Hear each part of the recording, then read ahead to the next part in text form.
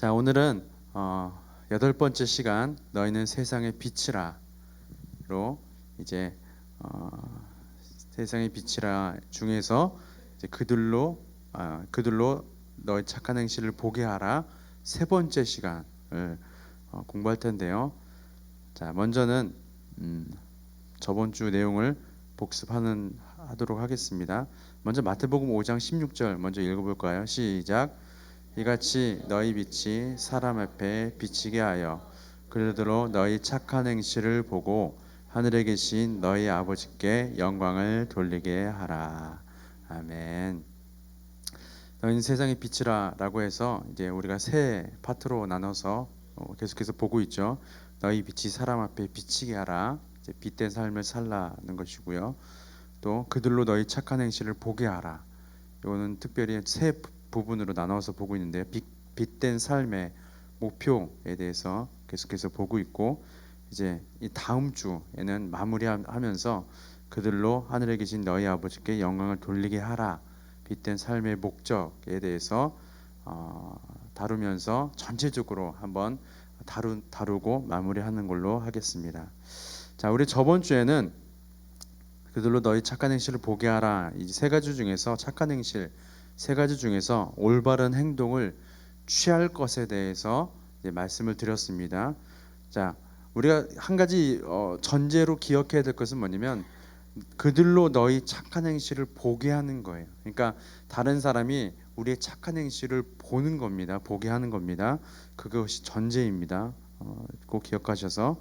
그래서 우리가 다른 사람에게 올바른 행동을 취하는데, 물론 이제 올바른 태도와 올바른 행동과 올바른 정신은 다 예수 그리스도를 닮는 모습인 것이죠. 그 중에 두 번째 올바른 행동을 취할 것에 대해서 저번 주에 살펴봤는데요. 먼저는 순종입니다. 예수님께서 하나님 앞에 지극히 순종하시고 또 십자가의 고난 정말 큰 고난이 찾아옴에도 불구하고 순종하셨던 것. 그래서 우리도 하나님 앞에 순종함으로 나아가야 하는 것. 그것이 세상을 변화시키는 사람이 가져야 할 가장 중요한 행동이다. 그것이 순종이다 라고 말씀을 드렸죠. 자, 두 번째는 충성이었습니다. 세상을 변화시키는 사람이 갖추어야 할 중요한 요소 중에 하나가 충성입니다. 하나님의 말씀에 충성하는 것, 어떠한 일이 있어도 하나님의 말씀에 충성하는 것, 특별히 복음에 충성하는 것에 대해서 말씀을 드렸죠. 자, 세 번째는 성령의 능력입니다. 세상을 변화시키는 사람이 구해야 할 유일한 권능이 성령의 능력이라고 말씀을 드렸습니다. 우리는 올바른 행동을 취하는 하나님의 빛된 모습으로 이 세상에 착한 행실을 보게 하는 사람의 능력은 어디서 나오느냐? 바로 성령 충만함으로 나오는 것이죠. 성령의 능력으로부터 나오는 것입니다. 자, 네 번째는 중보기도입니다. 중보기도는 세상을 변화시키는 가장 강력한 행동. 그래서 사람이 일하면 사람이 일할 뿐이지만 사람이 하나님 앞에 기도하면 누가 일하신다요? 하나님이 일하신다. 그것이 중보기도의 능력이었고, 특별히 우리가 민수기에서 모세가 끊임없이 하나님 앞에 중보기도 하였던 것 기억하시고, 중보기도는 어떤 특별한 사람이 하는 게 아니라 누가 한다고요? 모든 사람, 빛으로 부름받은 모든 사람이 해야 되는 것이 중보기도다라고 말씀을 드렸습니다. 그래서 결국에 착한 행실을 하는 사람은 섬기며 다스리는 사람이고요. 그리고 예수님은 이 모범을 보이시되 어떤 모습으로 모범을 보이시냐면 요한계시록 5장에 있는 말씀처럼 하나님의 어린 양으로 섬기시는 모습으로 이 땅에 오셨고, 또 유다 지파의 사자로 왕의 모습으로 다스리는 모습으로 이 땅에 다스리셨다라는 것을 살펴보았습니다. 자, 오늘은 그들로 너의 착한 행실을 보게 하라 세 번째 시간으로 올바른 정신을 소유하라를 한번 보도록 하겠습니다. 하나님은 약속하신 것을 반드시 이루십니다. 하지만 여기에는 한 가지 조건이 있어요. 그것은 뭐냐면 약속을 받은 자가 믿음으로 응답하는 것입니다. 하나님께서 약속을 주셨는데 그것을 믿지 않으면 소용이 있을까요? 없을까요? 우리가 하나님 앞에 믿음으로 반응해야 되는 거예요. 우리 뒤에서 살펴보겠지만 우리가 하나님의 약속을 믿음으로 반응하느냐 아니면 다른 것으로 반응하에 따라서 차이가 크다라는 것입니다. 그래서 빛으로 부르신 우리는 하나님 앞에 하나님의 약속의 말씀을 어떻게 반응해야 되냐면 믿음으로 반응한다는 것이고, 그 믿음을 갖는 것이 올바른 정신을 소유하는 것입니다. 근데 우리가 분명히 알아야 하는 것은 하나님의 약속을 받았다고 그것이 자동으로 우리의 것으로 성취되는 것은 아니라는 거예요. 이 말은 무슨 말이냐면 우리가 하나님께서 약속하신 것을 믿었다면 그 믿음대로 하나님이 일하실 것을 아는 거죠. 그리고 동시에 우리도 그 믿음대로 하나님 앞에 실행을 해나가야 하는 것입니다. 예를 들어서 가만 앉아서 하나님, 제가 열심히 기도했어요. 하나님 약속하신 것 이루게 해주세요. 하나님 이렇게 약속하셨죠. 아멘 할렐루야 해놓고 자기는 가만히 이렇게 앉아 있는 거예요. 이것은 믿은 사람의 올바른 행동이 아니라는 것이죠. 자동으로 우리 것으로 성취되는 것은 아니라는 것입니다. 이는 하나님이 불성실하거나 무능력해서가 아니라 약속을 받은 자가 믿음으로 응답하지 않고 믿음으로 행하지 않았기 때문인 것이죠. 하나님의 약속을 나의 것으로 성취되는 길은 오직 믿음뿐입니다. 하나님은 택하신 족속과 왕같은 제사장과 거룩한 나라인 우리에게 열방을 제자 삼겠다고 약속하시고 우리로 영향을 주는 사람, 나라를 변화시키는 사람이 되게 하겠다고 약속하십니다. 그리고 우리는 올바른 정신, 즉 믿음을 가지고 그 약속을 성취하여 소유로 삼아야 합니다. 자, 우리 민수기 14장 7절에서 9절까지 말씀을 같이 읽어볼까요? 시작. 이스라엘 자손의 온 회중에게 말하여 이르되 우리가 두루 다니며 정탐한 땅은 심히 아름다운 땅이라. 여호와께서 우리를 기뻐하시면 우리를 그 땅으로 인도하여 들이시고 그 땅을 우리에게 주시리라. 이는 과연 젖과 꿀이 흐르는 땅이니라. 다만 여호와를 거역하지는 말라. 또 그 땅 백성을 두려워하지 말라. 그들은 우리의 먹이라. 그들의 보호자는 그들에게서 떠났고 여호와는 우리와 함께 하시느니라. 그들을 두려워하지 말라 하나. 아멘. 민수기 14장과 그 앞장의 내용들을 우리가 너무나 잘 아는 말씀이죠. 모세가 이제 10명의 지도자들, 10명의 정당꾼, 12명의 정당꾼을 이제 보냈는데 그중에 10명과 12명은 다 똑같은 발언을 해요. 과연 그 땅은 젖과 꿀이 흐르는 땅이 맞대요. 하지만 그중에 10명은 하지만 그 땅이 그 땅의 주민들을 토하여 삼키리라라고 말을 하고, 또 그 땅에는 정말 큰 거인이 있어서 우리 스스로 보기에도 메뚜기 같다. 그들도 그렇게 생각했을 것이다 라고 얘기를 합니다. 하지만 나머지 2명은 오늘 본문 지금 읽은 것처럼 이렇게 똑같은 현실을 보고 이렇게 반응하는 것이죠. 자, 10명의 정당군 말은 상당히 설득력 있어 보이고 또 상식적입니다. 그렇죠? 그리고 이성적이고 합리적이에요. 굉장히 현실을 합리적으로 또 이성적으로 상식적으로 분석을 했어요. 그 땅은 정말 하나님이 우리에게 보여주실 그 땅은 정말 젖과 꿀이 흐르는 땅이 맞습니다. 이 열매를 보십시오 라고 하지만 또 반대로 그 땅에 있는 문제점들을 정말 잘 파악을 했어요. 그 땅에 거민들이 많아요. 그리고 그 땅은 그 주민들을 삼키는 땅이에요. 척박한 땅입니다. 이렇게 객관적으로 이성적으로 잘 판단을 했습니다. 그런데 이런 현실에 대한 두려움이 그들의 믿음을 잃게 만들어 버렸습니다. 그리고 하나님께서 하실 일을 믿음을 잃게 되니까 하나님께서 하실 일을 올바로 보지 못하게 되는 거죠.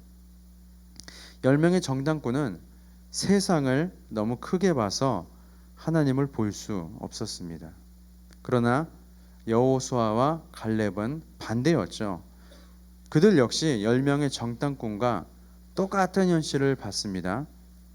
하지만 하나님을 향한 그들의 믿음은 그들의 생각과 마음을 바꾸고 그들의 말과 행동을 바꾸게 되는 거예요. 하나님을 향한 그들의 믿음이 그들의 생각과 마음을 바꿔버리는 것. 그리고 더 나아가서 그들의 말과 행동을 바꾸게 되는 것입니다. 그리고 하나님은 그들의 믿음을 보시고 하나님을 온전히 쫓았다라고 말씀하시고 그 땅을 취할 것을 약속하십니다. 민수기 14장에 나오는 말씀이죠. 많은 이가 자신의 실력을 과신하거나 또는 실력이 없어서 두려워합니다.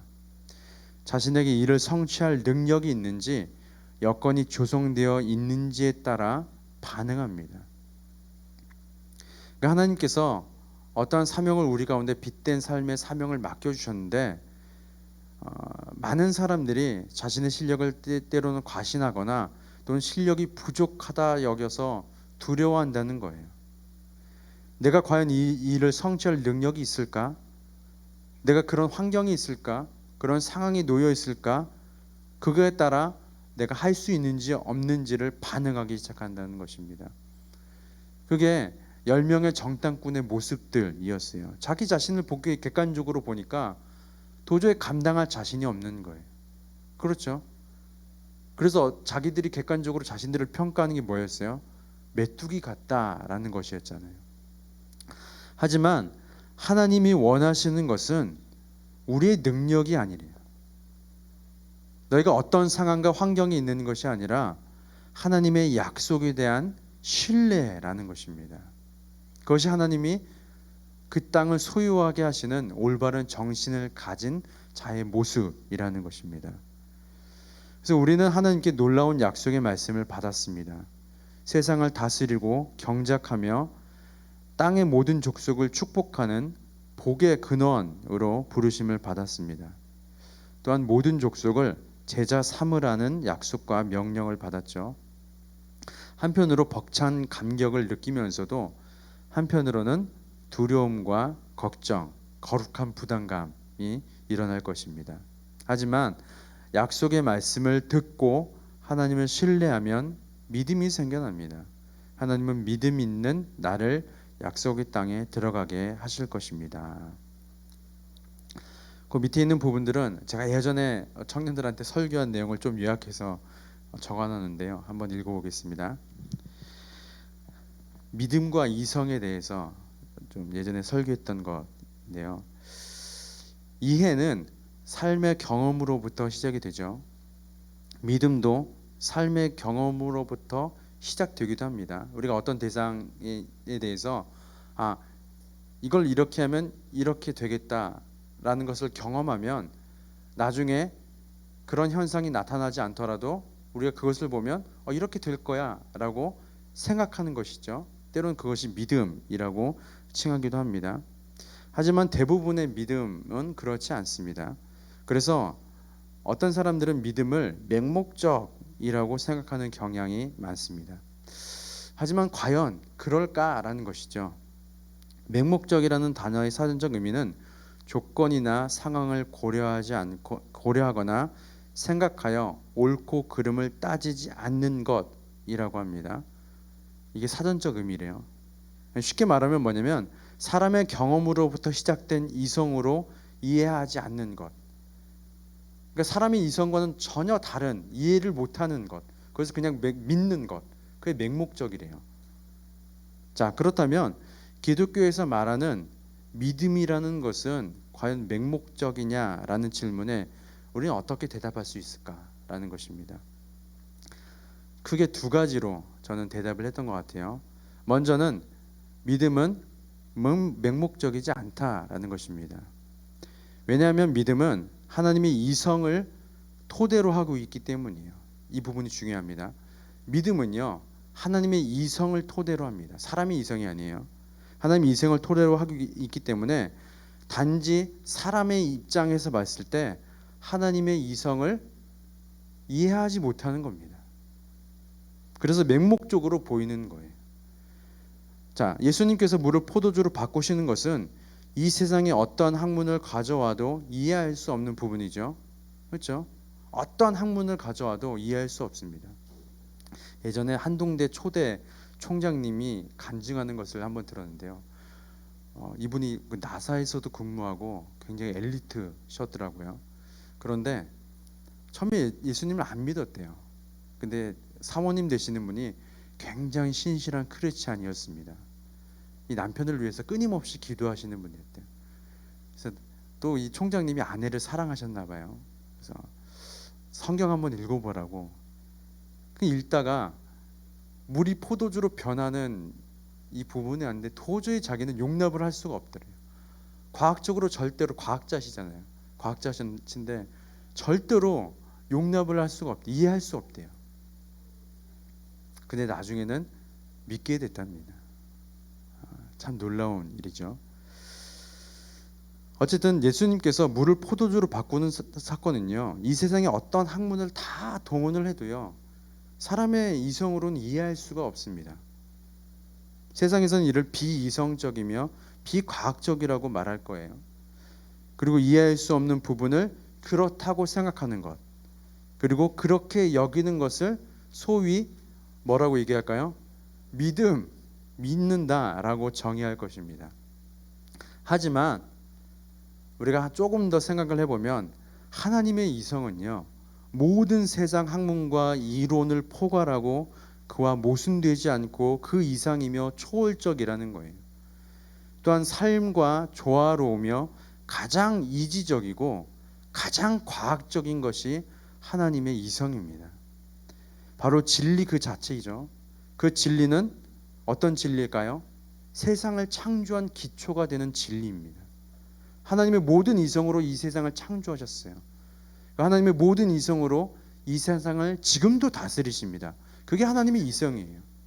다만 때로는 인간의 이성으로 이해하지 못한다고 해서 그것을 믿는 사람들에게 맹목적이라고 말한다는 것이죠. 그리고 그 창조 질서가 우리의 생명과 연결되어 삶의 구원을 주는 것입니다. 따라서 하나님과 연결되는 방식이 어떤 거예요? 믿음인 거예요. 우리가 하나님의 이성을 이해한다는 것을 두 글자로 표현하면 믿음이라는 것입니다. 우리 하나님의 이성을 믿어. 하나님께서 우린 다 이해할 수 없지만 하나님께서 다스리고 통치하는 것을 믿어라는 것이 믿음이라는 것입니다. 그래서 삶을 가장 제대로 합리적으로 살아가는 것은 어디 있을까요? 믿음에 있는 것입니다. 맹목적이 아닌 것이죠. 자, 다음으로 두 번째는 다음으로 믿음은 맹목적이에요. 믿음은 사람의 이성을 뛰어넘는 하나님의 이성을 따르는 것이기 때문에 사람의 입장에서는 맹목적일 수밖에 없습니다. 당연하죠. 하나님께서 행하신 모든 일을 우리는 다 이해할 수 없습니다. 하지만 이해하지 못한다고 해서 생명을 가져다 주지 못하는 것은 아닙니다. 오히려 우리가 생각하지 못하는 놀라운 것을 가져다 주는 것이 믿음이라는 것입니다.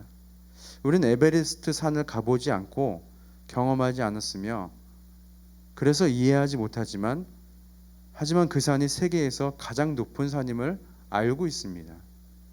경험하지 않았지만 그렇다고 이해하고 있고 믿고 있는 것이죠.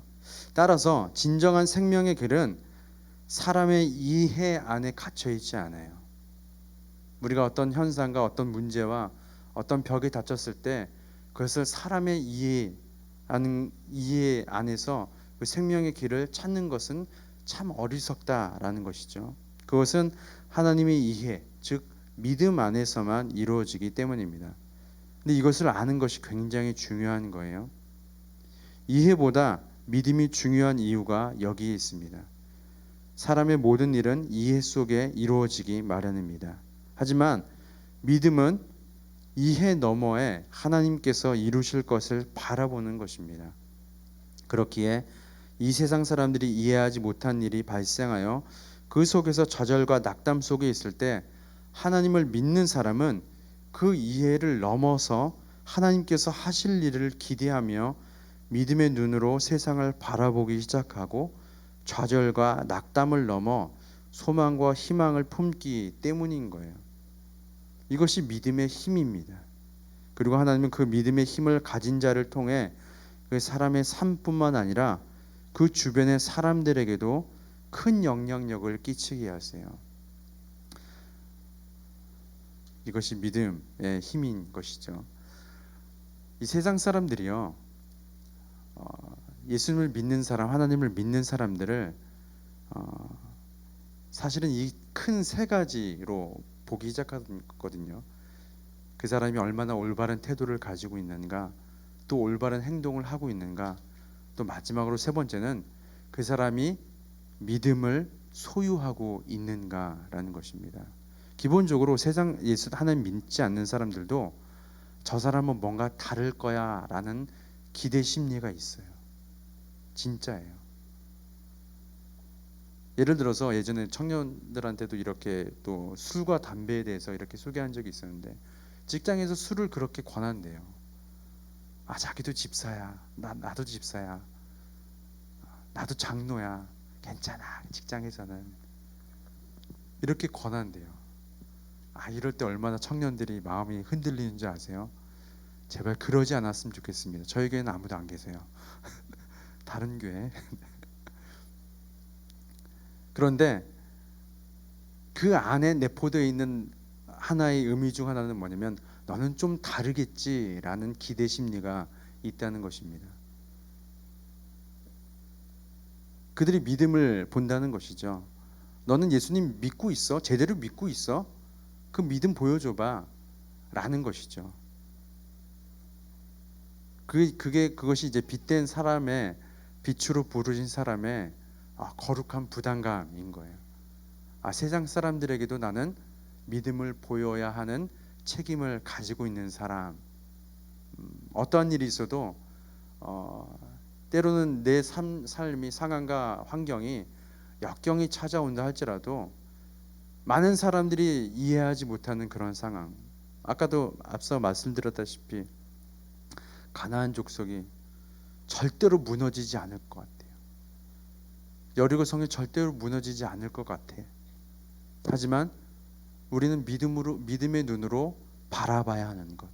세상 사람들이 그것을 보고 예수를 쏟게 온다는 것입니다.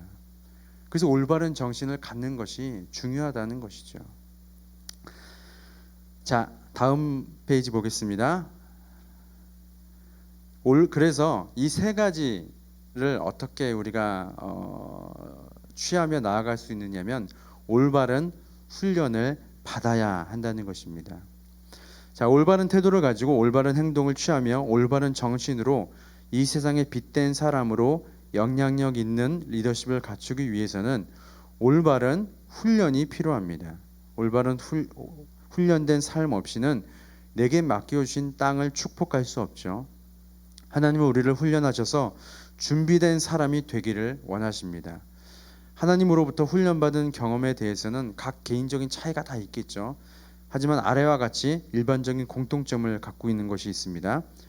자, 우리 첫 번째는 하나님의 주권적 섭리 가운데 이 세상에 태어났다라는 것입니다. 굉장히 저는 중요한 스타트인 것 같아요. 우리가 이 땅에 태어난 것은 하나님의 주권적인 섭리 가운데 이 땅에 태어났고 그렇게 부르심을 받았다는 것이죠. 자, 두 번째는 영적으로 거듭나고 하나님의 자녀가 되었다라는 것입니다. 세 번째는 내 뜻대로 살지 않고 나를 구원하신 그분의 뜻대로 살기로 헌신한다라는 것입니다. 네 번째는 성령님은 우리가 하나님이 사용하시기에 합당한 사람이 되도록 훈련시키세요. 다섯 번째는 나를 훈련하면서 동시에 나를 사역자로 사용하십니다. 그 사역을 하면서도 훈련의 기회로 사용하시는 것이죠. 여섯 번째는 모든 달려갈 길을 마치게 되면 의의 면류관을 받게 됩니다. 이것이 이제 훈련받는 사람들의 공통적인 특징이죠. 공통점이죠. 자, 이 훈련에 두 가지 영역이 있습니다. 첫 번째는 성품 훈련이고요. 예수님의 성품을 닮아가는 훈련이죠.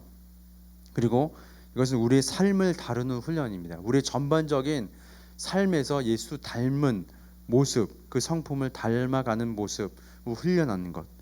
어떻게 보면 개인적인 것이죠. 하지만 두 번째 이어지는 사역 훈련과 굉장히 밀접한 관련이 있습니다.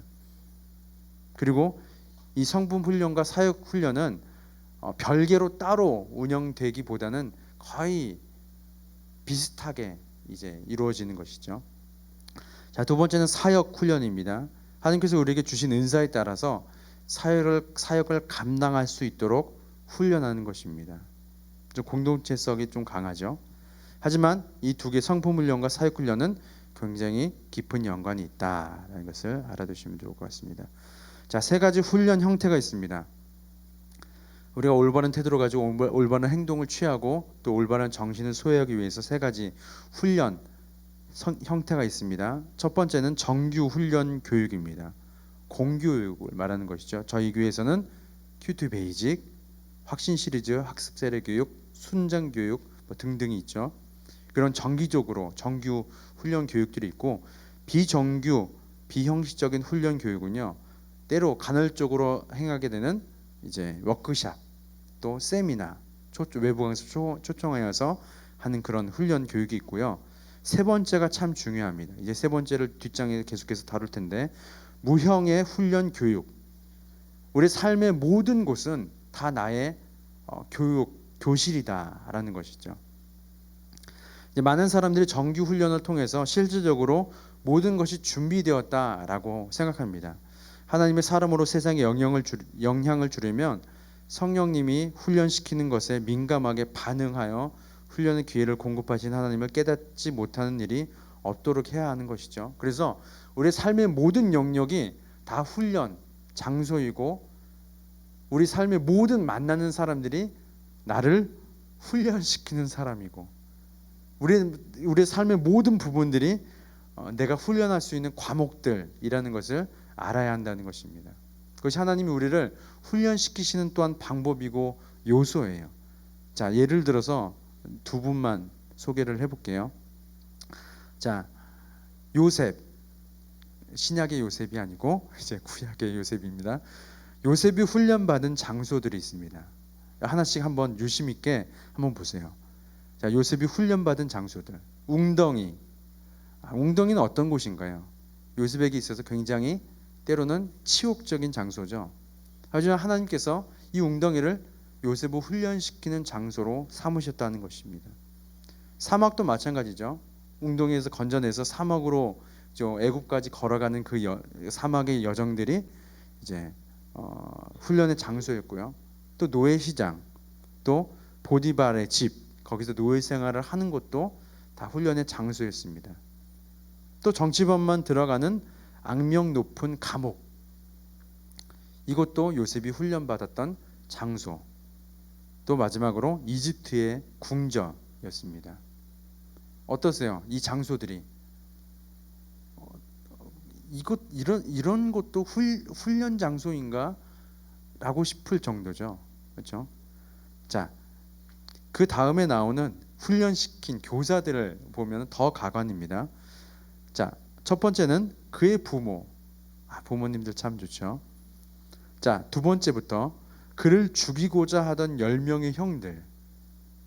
하나님께서 보내신 교사들이래요. 자기들 훈련시킨. 그리고 세 번째는 그를 노예로 판 미디안의 상인들입니다. 그리고 그를 노예로 삼은 바로의 신하 보디발. 그리고 그를 유혹하다 실패하여 누명을 씌운 보디발의 아내. 저는 이것까지는 용납을 못할 것 같아요. 보디발의 아내까지는. 그를 무조건 감옥으로 보낸 보디발. 점점 더 억울해지죠, 요셉이. 감옥의 간수장. 그리고 바로의 두 신하. 한 신하는 몇 년 동안 요셉의 존재를 잊고 자기만 혼자 떵떵거려서 살다가 꿈 얘기가 나와서 맞다, 그 사람 있었지. 그런 신하였어요. 그렇죠? 굉장히 억울합니다. 그런데 요셉의 지도력을 위해서 하나님께서 보내신 교사들이래요. 긍정적인 사람만 있지 않죠.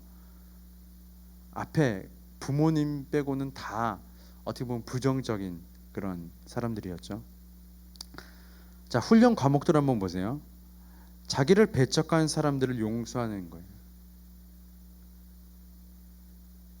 형들을 용서했고 또 주변에 있는 사람들을 용서하기 시작했죠. 하나님의 주권적인 섭리를 믿었고요. 하나님을 신뢰하는 시간들을 가졌고 자기를 불쌍히 여기지 않고 범사에 감사하는 생활, 그리스도의 십자가, 하나님과의 교제, 하나님의 뜻을 구하는 것, 하나님을 경외함, 불쌍히 여김, 지극히 작은 일에 충성함, 재물에 충성하고 또 남의 것에 충성하고 또 부지런함, 권위에 순종함, 권리 포기, 거룩함, 또 순종, 기도, 오래 참음, 항상 기뻐함, 온유와 겸손, 희생, 다른 사람과 함께 협력하여 일함, 사람들의 은사에 따라 이를 적절하게 배치함, 올바른 권위 사용. 어떠세요? 굉장히 화려하죠. 그런데 이 훈련한 과목들을 어떤 장소에서 어떤 사람들을 만나서 배우게 됐을까요? 하나님께서 훈련시키셨을까요? 앞에 있던 그 사람들, 앞에 있던 그 장소들, 그곳에서 하나님께서 훈련시키신 거예요. 이러한 성품들을요, 이러한 모습들을 요셉에게 훈련시키셨습니다. 요셉이 빠지기 쉬웠을 태도와 행동들이 있었어요. 원망, 쓴뿌리, 불평, 두려움, 절망, 낙담, 분노, 자기 연민, 불성실, 게으름, 분쟁, 원수를 맺고 술 취하고 방탕하고 권위를 거역하고 잘못된 정욕, 이런 것들에 쉽게 노출될 수 있었던 장소와 사람들을 만났죠. 하지만 하나님께서 요셉을 이렇게 훈련시키지 않고 그 앞에 말씀하셨던 예수 그리스도의 성품을 닮은 사람으로 하나님께서 그 요셉의 모든 삶을 통틀어서 요셉을 훈련시키셨습니다. 자, 다윗도 한번 볼까요? 다윗도 간단하게 나왔죠. 다윗의 교실은 가정, 그리고 들판, 사울의 궁전과 유대 광야였습니다. 그리고 다윗의 교사는 그의 형들이었죠. 그리고 다윗의 가장 큰 교사는 사울 왕이었습니다. 끊임없이 쫓긴을 당했죠. 그리고 다윗의 교사 중에 또 한 큰 부분을 차지하는 사람들이 그와 함께한 자들, 환난을 당한 자, 빚진 자, 마음이 원통한 자들. 그렇죠? 그래서 다윗이 받은 훈련 과목들은 이런 부분들이 있습니다.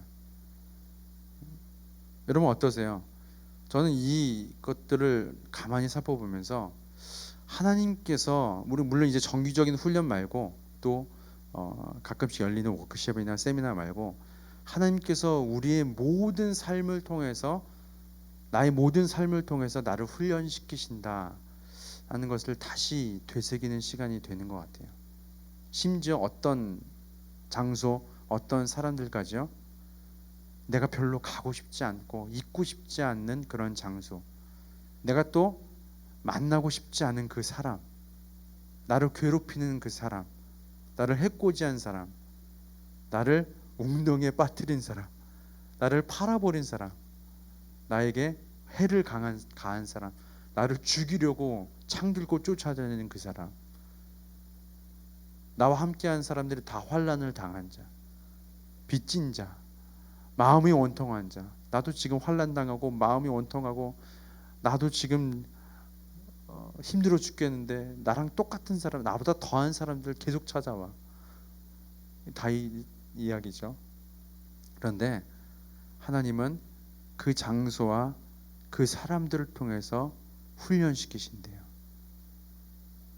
올바른 태도와 올바른 행동과 올바른 정신, 믿음을 소유해서 이 땅에 사람들에게 착한 행실로 나타낼 수 있는 빛된 사람으로 세우기 위해서요.